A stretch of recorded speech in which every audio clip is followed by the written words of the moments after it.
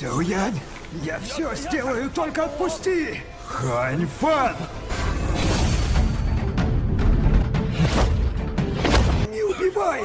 Я ни при чем! В этом видео мы рассмотрим сразу две очень интересные темы. Первая, что стало с предателем Ханьфэном. Отдал ли Сяоянь его душу учителю Яо Лао? И какой была эта встреча Яо Лао с учеником, что предал его? А второй вопрос, который мы начнем рассматривать, почему Хунь Тяньди не убил Сяояня раньше? Итак, после того, как Сяоянь победил Ханьфэна, не без помощи Сяо Исянь, он забрал его душу и спрятал в специальном пространственном кольце. Ханьфэн тогда объединился с сектой пламени, чтобы убить Сяояня, но его попытка снова провалилась. Даже после того, как он призвал протектора зала душ, чтобы тот помог ему избавиться от Сяояня, это оказалось бесполезным. Сяоянь справился с ним и в конце концов захватил его дух. Впоследствии Сяоянь выведал у него немало полезной информации. Как и все души, Ханьфэн боялся небесного пламени Сяояня, а именно пламени падшего сердца. Даже после спасения учителя Яо Лао из лап зала душ и создания ему нового тела, Сяоянь ничего не говорил о Ханьфэне.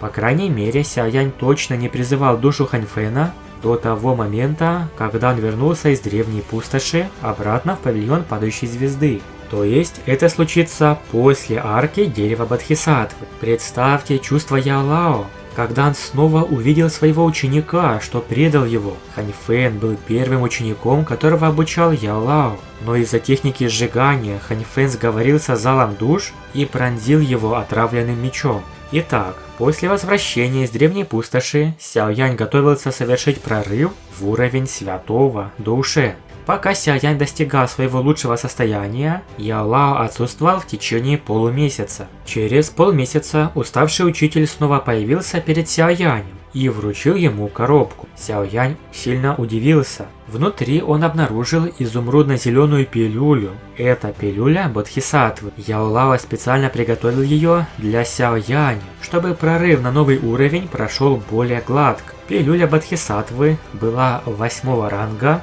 и вызвала молнию 8 цветов. Сяоянь был безмерно благодарен. Яо Лао внес большой вклад в своего ученика. «Учитель, спасибо!» Сяоянь вдохнул полную грудь и поблагодарил его. Далее Сяоянь колебался мгновение, прежде чем вытащить нефритовую бутылку из своего кольца. Вокруг горлышка бутылки парила огненная прослойка. Внутри бутылки смутно ощущалась слабая душа. «Учитель, это душа Ханьфэна, вам придется с этим разобраться». Сяоянь передал нефритовую бутылку Яо Лао и мягко сообщил о ее содержании. Лицо Яо Лао слегка изумилось, услышав это. Его глаза наполнились сложными эмоциями, когда он смотрел на нефритовую бутылку. В них имелась какая-то печаль. Независимо от того, что случилось, он когда-то смотрел на Ханьфэна как на своего собственного сына. Он лично вырастил Ханьфэна, из брошенного сироты до взрослого, и учил его всему, что знал сам. Тем не менее, заговор Ханьфэна вынудил его, человека, который когда-то покинул свой клан, страдать. Боль от предательства была во много раз хуже, чем потеря тела. Рука Яо Лао дрожала, когда он получил нефритовую бутылку. Он ничего не сказал, а лишь медленно кивнул. Сяоянь почувствовал некоторую скорбь, наблюдая за лицом человека перед собой, поскольку он, казалось, стал более опустошенным и печальным. Сяоянь взмахнул рукавом и опустился на колени на землю. Он дважды поклонился, прежде чем сказать: «Учитель научил и выходил меня, вы мой учитель и как отец для меня. Этот ученик поможет учителю отомстить за все унижение и боль, которые вы перенесли». Яо Лао поразился, когда увидел внезапное поклонение Сяояня. Он поспешно шагнул вперед и попытался поднять его на ноги. Прежде чем он успел поддержать Сяояня, Цай Линь обняла Сяо Сяо и молча встала на колени рядом с Сяоянем. Она была женой Сяояня, а поскольку Сяоянь смотрел на Яо Лао как на своего отца, она, естественно, смотрела на него также. Независимо от того, насколько холодным и упрямым был ее характер, она понимала, что иногда должна слушать своего мужчину. Яо Лао беспомощно покачал головой, а его глаза немного увлажнились. Одинокое выражение его лица изменилось. В этот момент он понял, что небеса не отвернулись от него. Возможно, он однажды ослеп, но во второй раз он прозрел.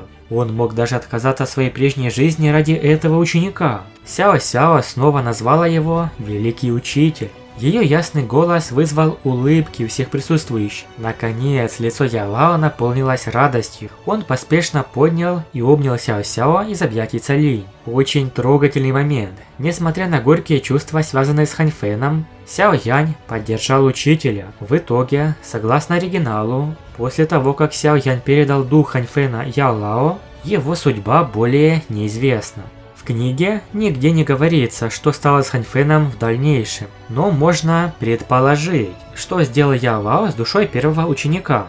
Как человек, который когда-то воспитывал Хань Фэна как сына, он мог решить не мстить до конца, а отпустить его. В таком случае он мог очистить его душу, позволив Хань Фэну обрести покой. Но учитывая, что сделал Хань Фэн и как он чуть не убил Сяо Яня, то, вероятно, о сожалении нет и речи, поэтому Ялао вряд ли помог бы ему получить новое тело и жить прежней жизнью. Второй вариант более жесткий. Ялао не захотел оставить ученика-предателя в живых в форме души. С учетом нанесенной боли и предательства, он уничтожил душу Хань Фэна, чтобы навсегда закрыть эту страницу прошлого. Это также уберегло бы мир от возможных последствий возвращения столь коварного человека. И третий вариант – заключение души. Теоретически, Ялао мог запереть душу Хань Фэна в этой бутылке и оставить навсегда. Это могло быть сделано ради наказания, как вечное заточение, или же ради сохранения, чтобы в будущем извлечь опыт или силу. Но, как мы уже говорили, в оригинале не упоминается дальнейшая судьба Хань Фэна, и мы можем только догадываться, как мог поступить Ялао. Напишите в комментариях, учитывая характер и личность учителя, как же он мог поступить с душой Хань Фэна.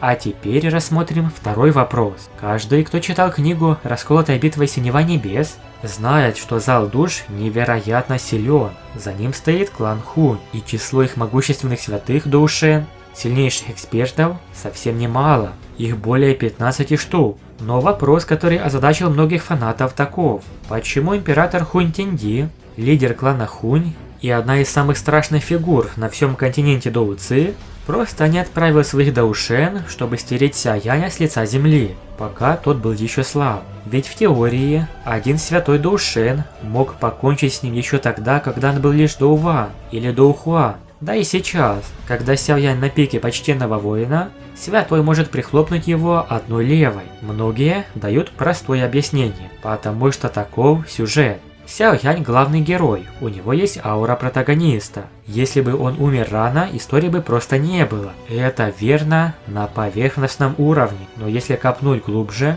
и рассмотреть логику романа и долгосрочные планы клана Хунь, то оказывается, что дело не только в броне сюжета. Это отражает образ мышления Хунь Тяньди, структуру власти клана Хунь и тысячелетний план, который он исполнял. Что ж, поскольку ролик получился и так длинным, мы рассмотрим этот вопрос в следующем видео. Это хороший вопрос для продолжения. Большое спасибо за просмотр, подписывайтесь на канал, ставьте лайк и всем пока!